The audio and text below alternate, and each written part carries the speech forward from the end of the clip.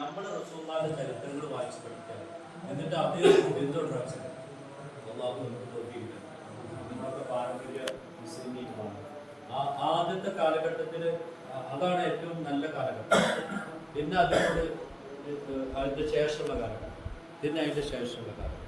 മനസ്സിലായില്ല? അവിടെ തന്നെയല്ലേ പ്രഭുത്താപികളായിട്ട് ആ പരമ്പരയാണ് നമ്മളൊരിക്കലും അതിൽ നിന്ന് വ്യതിചലിക്കാതെ നമുക്ക് റാഹത്തോടെ ഈമാൻ തരും.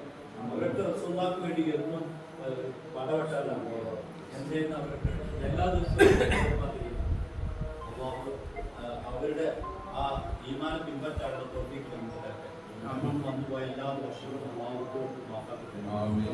ഇനിയും ഉഷാറാവും. എനിക്ക് നിങ്ങളെ ഇതിൽ അന്ന് പങ്കെടുക്കാൻ സുഖമുണ്ടായിരുന്നു. ഒന്നാമത് പനിയും ഞാൻ ആരും ക്ഷീണിച്ചത്.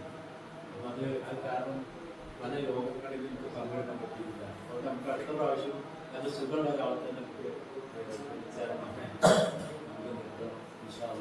ഒക്കെ ഭംഗിയാവണം. ഞാൻ ദ്വാരയിൽ പ്രശ്നക്കാരെ ബഹുമാനി നമ്മൾ അള്ളാഹുവിനോട് പറയണം.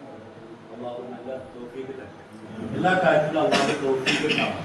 അപ്പോഴേ നമ്മൾ രക്ഷപ്പെടും. നമ്മൾ ഈമാൻ കിട്ടണമെങ്കിലും നമ്മൾ സ്വർഗം കിട്ടണമെങ്കിലൊക്കെ അള്ളാഹു തൗഫീഖ് വേണം. ഈ തൗഫീഖ് ഉണ്ടാവാനാണ് ഇങ്ങനെയുള്ള ഓരോ പരിപാടികൾ പങ്കെടുക്കുന്നത്. അള്ളാഹു നമ്മളിൽ നിന്ന് നല്ലത് സ്വീകരിക്കട്ടെ. നമ്മൾ വന്നുപോയ എല്ലാ സന്തോഷങ്ങളും സന്തോഷങ്ങളും അള്ളാഹു നമുക്ക് എല്ലാവർക്കും വിട്ടുകൊടുത്ത് മാത്രം നമ്മൾ മരിച്ചു പോയതൊക്കെ അള്ളാഹു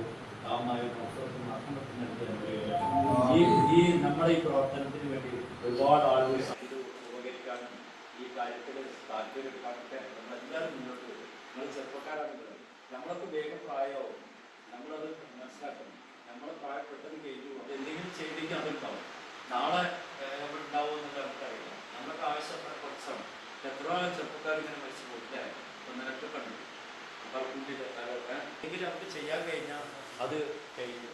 അതുകൊണ്ട് നല്ല താല്പര്യത്തിൽ നമ്മുടെ പൈസയും നമ്മളെ അഭിപ്രായങ്ങളൊക്കെ റസൂലുള്ളാഹിക്ക് വേണ്ടിയിട്ട് നമുക്ക് ചെലവഴിക്കാൻ കഴിയട്ടെ. അതിന് പ്രഭാഷണത്തിൽ അലിഞ്ഞിരിക്കുകയാണ്. ഞാൻ നമ്മുടെ ഉപാധ്യക്ഷൻ്റെ പ്രസംഗം അദ്ദേഹം പ്രസംഗിക്കുമ്പോൾ അത് എത്ര സാമൂഹികമാണ് എല്ലാവരും വീക്ഷിച്ചുകൊണ്ട് അത് ശ്രദ്ധിച്ചുകൊണ്ടിരിക്കുന്നത് അദ്ദേഹം നിരീക്ഷിക്കുന്നത്. അൽഹംദുലില്ലാഹ് പരിശുദ്ധ പ്രവാചകൻ സല്ലല്ലാഹു അലൈഹി വസല്ലം തങ്ങളുടെ ഹുബ്ബിനെ തന്നെയാണ് പറയുന്നത്. ആ തിരുദൂതരോടുള്ള ഹുബ്ബ് ഇല്ലാതെ അവിടെ ഈമാൻ കാമിലാവില്ല. അതിന്റെ പ്രതിഫലനമാണ് ഈ കഴിഞ്ഞ ദിവസങ്ങളിലൂടെ കഴിഞ്ഞത്.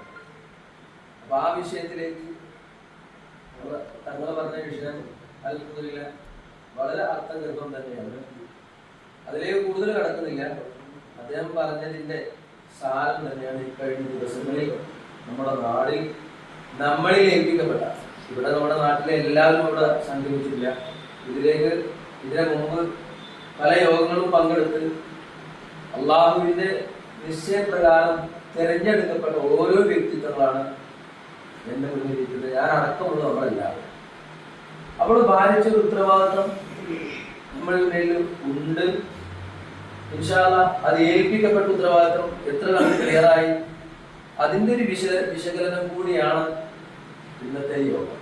ഇൻഷാ അല്ലാഹ് ആ യോഗത്തിൽ നമുക്ക് എന്താക്കാം, പല പല ഡിപ്പാർട്ട്മെന്റുകളാക്കിയിട്ട് നമ്മളെ തിരിക്കുകയും അതിലൊക്കെ ഓരോ അധ്യക്ഷന്മാരും ഉപാധ്യക്ഷന്മാരൊക്കെ ആയിട്ട് എന്താക്കിയിട്ട് കൺവീനർമാരും അവരൊക്കെ എന്താക്കാം അവരുടെ ഭാഗങ്ങളിൽ വന്ന ശരികളും തെറ്റുകളും തിരുത്തേണ്ടതും ഇനിയും ആവർത്തിക്കേണ്ടതുമായ കാര്യങ്ങൾ നമുക്ക് എന്താക്കാം സാന്ദർഭികമായിട്ട് നമുക്ക് എല്ലാവരും ചർച്ചയിൽ പങ്കെടുക്കുമ്പോൾ വിശദീകരിക്കാം. എന്നെ സംബന്ധിച്ച്